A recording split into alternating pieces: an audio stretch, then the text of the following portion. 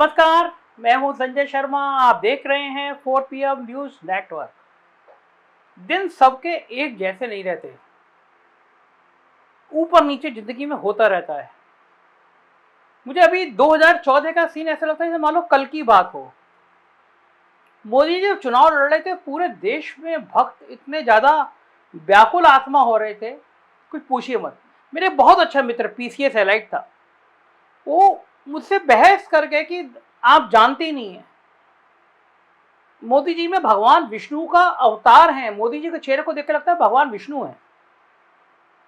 मैं उनसे हंसा, क्या बात कहता। फिर मुझे एक IPS जो आज इस समय उत्तर प्रदेश में बहुत इंपॉर्टेंट जगह पे है, बहुत ही इंपॉर्टेंट जगह पे डेपुटेशन पे थे, वो मुझसे एक दिन बहस करने लगे। संजय जी, नास्ट्रोडोम की भविष्यवाणी पढ़िए। उन्होंने कहा है कि देश का एक व्यक्ति पूरी दुनिया में राज करेगा। मोदी जी वो आज व्यक्ति हैं। मोदी जी भगवान विष्णु का अवतार है। मैं ये बात इसलिए कह रहा हूं कि आदमी इस लेवल तक पहुंच गया था कि वो अपने एक राजनेता में भगवान विष्णु का अवतार खोजने लगा था। इसमें कोई दो राय नहीं। मोदी जी बात करने में बहुत अच्छे हैं, मंच पर जब बोलते हैं तो छा जाते हैं। दुनिया में एक साख बनाई है, मुखर होकर बोलने की साख बनाई है। ये मतलब है कि बोलते बोलते कई बार गड़बड़ियां कर जाते हैं, इतिहास के पन्नों में काफी गलतियां कर जाते हैं। और 2014 से पहले एक बार आपको याद होगा, उन्होंने एक लाल किला, नकली लाल किला बनाया था। तो उस नकली लाल किले पे खड़े होकर बोले थे, तो लोगों ने मजाक उड़ाई थी कि नकली क्यों कर रहे हैं। और अब गुजरात में एक स्कूल का, आज सुबह से स्कूल को लेकर ट्रोल हो रहा है। लोग कह रहे हैं कि एक नकली स्कूल बनाया गया, मोदी जी बैठे, बच्चे बैठे, टीचर बैठे। दरअसल एजुकेशन का मॉडल दिल्ली के केजरीवाल ने कुछ किया या नहीं किया, लेकिन एजुकेशन मॉडल देश में स्थापित कर दिया। अब देश में एक बहस शुरू हो गई एजुकेशन मॉडल की, और ये तब शुरू हुई जब न्यूयॉर्क टाइम्स ने दिल्ली के स्कूल मॉडल की तारीफ कर दी कि जबरदस्त दिल्ली का एजुकेशन मॉडल है। ये बात अलग है, उसके बाद ही केजरीवाल सरकार की मुसीबतें शुरू हो गई, CBI और ED पीछे पड़ गई। तो आप सुबह से उस स्कूल के लेकर ट्रोल हो रहे थे मोदी जी की एक फर्जी स्टेज के पिक्चरों की शूटिंग होती है, ऐसी मोदी जी के लिए स्टूडियो बनाया गया, उसमें बच्चे बैठे, टीचर बैठे। तब तक शाम को खबर आई कि UK के प्रधानमंत्री ने, तो मैडम ने केवल 45 दिन में इस्तीफा दे दिया, क्योंकि वहां लगातार आर्थिक हालात गड़बड़ होते जा रहे थे। तो उन्होंने उससे 45 दिन में इस्तीफा दे दिया, और लोग ट्रोल शुरू हो गए कि भाई UK में केवल 45 दिनों में जब आर्थिक हालात गड़बड़ हुए तो प्रधानमंत्री ने इस्तीफा दे दिया, और भारत की तो आर्थिक हालात पे बैंड बज गई है। हमें 82 करोड़ लोगों को 2 वक्त की रोटी देनी पड़ रही है। GDP की कुछ पूछिए मत क्या हाल है। रुपया ने ऐतिहासिक गिरावट दर्ज कर ली। कोई सपने में नहीं सोच सकता था कि रुपया 83 क्रॉस कर जाएगा डॉलर के मुकाबले में। और मैं इस बात से हैरान हूं कि इतने योग्य मिनिस्टर होते हुए भी इतनी बेवकूफी भरा बयान कोई कैसे दे सकता है, जैसे हमारी माननीय महोदया वित्त मंत्री ने दे दिया। कहा कि रुपया कमजोर नहीं हुआ, डॉलर मजबूत हो गया। मुझे लगा कि मैंने बहुत बारीक से देखा कि गड़बड़ी हो क्यों रही है, परेशान क्यों है मोदी जी, अमित शाह, ये वित्त मंत्री परेशान क्यों है। तो मुझे समझ में आया कि गुजरात ने गड़बड़ कर दिया है। गुजरात में जो ये ट्रायंगल फाइट शुरू हो गई है, आम आदमी पार्टी किसको नुकसान पहुंचा दी कि इसने BJP का सारा गणित गड़बड़ा दिया है। हाल ही में एक सर्वे एजेंसी ने गुजरात में सर्वे कराया। सर्वे इसलिए कराया, ये जानने के लिए कराया कि इस बार के चुनावों में आम लोगों की नजर में मुख्य मुद्दा क्या है।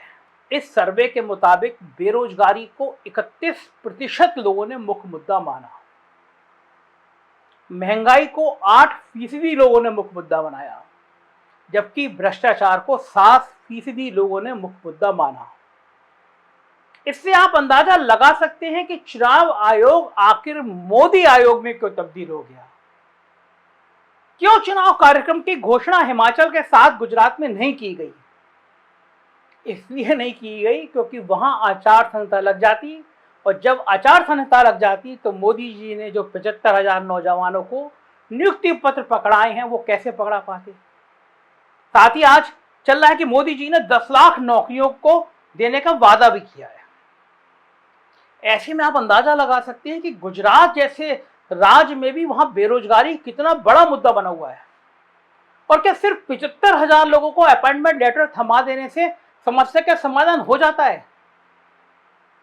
अरे भाई, जब देश की कुल जनसंख्या का 5% गुजरात में रहता है तो इतना तो लगभग तय है कि देश के 94 करोड़ बेरोजगारों की संख्या का भी लगभग 5% यानी 4-4.5 करोड़ बेरोजगार तो गुजरात में होंगे। ऐसे में मोदी जी के द्वारा ऊंट के मुंह में जीरे के समान रोजगार बांटने से क्या लोगों का गुस्सा कम हो जाएगा? मोदी जी, रोजगार सिर्फ अपॉइंटमेंट लेटर बांटने से नहीं आता। प्रधानमंत्री जी, आप तो बहुत विद्वान हैं, आप समझिए, बल्कि इसके लिए रोजगार जैसी आर्थिक नीतियां, रोजगार को ज्यादा उपलब्ध कराने के लिए, रोजगार बढ़ाने के लिए ऐसी आर्थिक नीतियां बनानी पड़ती हैं। पब्लिक और प्राइवेट सेक्टर के बीच संतुलन बनाना पड़ता है कि ना कि सारी संपत्ति देश के उद्योगपतियों को बेचनी होती है। संगठित और असंगठित क्षेत्र के बीच संतुलन बनाना पड़ता है, ना कि नोटबंदी करके असंगठित क्षेत्र की कमर तोड़नी पड़ती है। आपके आर्थिक नीतियों का परिणाम यह हुआ कि अब बनारसी साड़ियां बनारस के बदले बांग्लादेश से बनकर हिंदुस्तान में आ रही हैं। सूरत का हीरा व्यवसाय की जगह चीन लेता जा रहा है। गुजरात का मूंगफली और कपास की खेती करने वाले किसानों की एमएसपी तो दूर, उल्टा 13 महीने तो किसानों को सड़क पे खड़ा कर दिया गया था। और रही आपके उस गुजरात मॉडल जिसके दम पर 2014 में लोगों से वोट लिए थे, तो उसकी पोल तो अब रोज खुल रही है। अभी जैसे आज मैंने बताया कि एनिमेटेड क्लासरूम में बच्चों के साथ बैठना पड़ रहा है, तो कभी मनीष सिसोदिया गुजरात की शिक्षा व्यवस्था की पोल सबके सामने खोल दे रहे हैं। जहां तक हेल्थ सेक्टर का मामला है, स्वास्थ्य सेवाओं का मामला है, तो उसकी पोल तो पिछले साल तब खुल गई जब गुजरात के शमशान घाटों में लाशों को जलाते समय इलेक्ट्रॉनिक चिमनियों की भट्टियां धू धू करके जलने लगी थी। यहां तक कि ऑक्सीजन सिलेंडर के लिए लोग सरकार से निराश होकर युवक कांग्रेस के अध्यक्ष श्रीनिवास साहब को फोन लगा रहे थे। पूरी दुनिया देख रही थी। रही बात महंगाई की, अभी तो जब चुनाव की वजह से पेट्रोल और डीजल कामों को जबरदस्ती कंट्रोल किया गया है, तब खुदरा मूल्य सूचकांक में मुद्रास्फीति दर 7.4 पहुंच गई है। चुनाव के बाद जब पेट्रोल डीजल के दाम बढ़ेंगे तब क्या होगा, इसका अंदाजा मैं और आप और हम सब एक गुजरातियों से ज्यादा हम सब समझ सकते हैं, क्योंकि एक आम गुजराती की आर्थिक समझ भी इतनी होती है, उसे पैसे के प्रवाह का रग रग पता होता है, तो उसे भी पता होगा कि चुनाव के बाद क्या होने जा रहा है। इन सब हालात में यह सहज ही अंदाजा लगाया जा सकता है कि मोदी और शाह साहब इतना परेशान क्यों हैं, इतना डरे क्यों हैं। जहां तक गुजरात में मिल रही राजनीतिक चुनौती की बात है, तो इस बार सबको पता है कि मुकाबला आमने सामने का नहीं बल्कि त्रिकोणीय है। खुद प्रधानमंत्री नरेंद्र मोदी कह रहे हैं कि आपके हल्ले में कांग्रेस को इग्नोर मत कर दीजिए। कांग्रेस के लोग चुपचाप गांव और कस्बों में प्रचार कर रहे हैं, ध्यान रखिए, मोदी जी कह रहे हैं। दरअसल उनको लग रहा है कि त्रिकोणीय लड़ाई फंसा देगी। आम आदमी पार्टी ने भाजपा की नाक में कितना दम कर रखा है, इससे सभी वाकिफ हैं।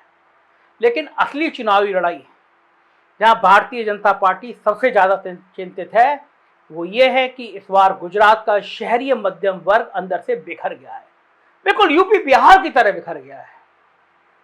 जहां के शहरों में पति कहीं और वोट डालता है, पत्नी किसी और की समर्थक है और बच्चे किसी और पार्टी का नाम जप रहे हैं, बिल्कुल यही स्थिति अब गुजरात में भी है, खासकर शहरों में दिख रही है।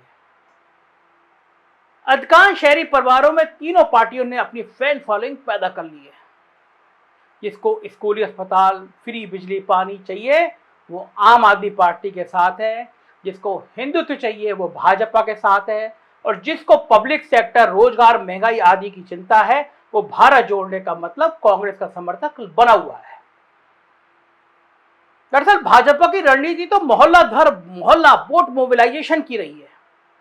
उनके पन्ना प्रमुखों की पूरी टीम यही काम करती रही है और अमित शाह को पन्ना प्रमुख बनाने में महारत हासिल रही है। अमित शाह के इसी प्रबंधन ने गुजरात के शहरों में भाजपा का अवैध दुर्ग बना दिया था, जिसके दम पर मोदी जी को 3 बार मुख्यमंत्री पद तक पहुंचाया था। लेकिन अब तो चूंकि एक एक शहरी परिवार ही वोट के मामले में बिखरा हुआ दिख रहा है, तो किस बात का पन्ना और किस बात का प्रमुख? घर में कोई किसी की सुनने को तैयार नहीं है। फिर फिर भला पन्ना प्रमुख की कौन सुनेगा? रिपोर्ट तक यहां तक आ रही है कि पन्ना प्रमुखों का खुद का परिवार बिखरा हुआ है, फिर वो बेचारे मोहल्ला कहां संभाल पाएंगे? वैसे हर शहरी घर को वोट के मामले में 3 फाड़ करने का श्रेय तो निश्चित तौर पर आम आदमी पार्टी को दिया जाना चाहिए, जिसने हर वोटर को उसकी पारिवारिक पहचान के बदले उसकी स्वतंत्र नागरिक पहचान का आइडेंटिफाई करने को प्रेरित किया। वरना अब तक तो शहरी गुजराती और यहाँ तक कि पढ़े लिखे परिवारों में भी वोट डालने के मामले में घर के बड़े लोगों की डिक्टेटरशिप चलती थी। केजरीवाल साहब के प्रचार करने के तरीके ने इस डिक्टेटरशिप को काफी हद तक खत्म कर दिया।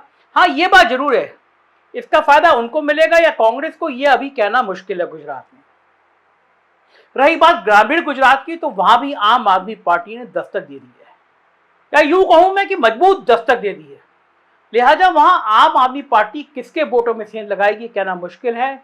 ग्रामीण गुजरात में अभी इतना जरूर है कि अब तक परिवार वोट के मामले में एक इकाई बना हुआ है, अर्थात मोटे तौर पर एक परिवार का वोट एक तरफ जाने की संभावना अब भी है। ऐसे में वहां भाजपा के पन्ना प्रमुख की भूमिका अभी भी है। लेकिन फिर घूम फिरकर वही सवाल कि जब मोदी लहर में भी ग्रामीण गुजरात में कांग्रेस भाजपा पर भारी पड़ती है, तो आज प्रचंड बेरोजगारी, आसमान छूती महंगाई और किसानों की बढ़ती समस्या के बीच वहां क्या होगा, इस पर सिर्फ अंदाजा लगाया जा सकता है। मगर यही अंदाजे की पॉलिटिक्स मोदी शाह की फितरत का हिस्सा नहीं है, कभी नहीं है। वो तो अब तक उसी पॉलिटिक्स में अभ्यस्त हैं कि या तो आप हमारे साथ हो या हमारे विरोधी के साथ हो, हमारे विरोधी हो। एक ऐसी पॉलिटिक्स जिसमें ना आपके साथ, ना आपके बड़े दुश्मन के साथ और ना ही आपके छोटे दुश्मन के साथ वाली पॉलिटिक्स से डर लगता है। वो वांटेड फिल्म का सलमान खान का डायलॉग याद है ना आपको? ना हनी भाई के लिए और ना गनी भाई के लिए, मैं तो धंधा करता हूं सिर्फ मनी भाई के लिए। बिल्कुल इसी अंदाज में गुजरात का हर वोटर इस बार अपने धंधे को प्राथमिकता देते हुए अपनी वोटिंग प्राथमिकताओं को तय करता हुआ दिख रहा है, और शायद यही मोदी और शाह की चिंता का सबसे बड़ा सबब भी है। गुजरात की पॉलिटिक्स, देश की पॉलिटिक्स की ईमानदारी से सभी सुनिए तो देखते रहिए 4PM news network. Uttar Pradesh की खबरें देखनी हो तो हमारा दूसरा चैनल 4PM यूपी, और बिहार की खबरें देखनी हो तो हमारा नया चैनल 4PM बिहार। तो उसको सब्सक्राइब करिएगा, बने रहिएगा। सच बोलने के लिए आपका साथ चाहिए। शुक्रिया, थैंक यू।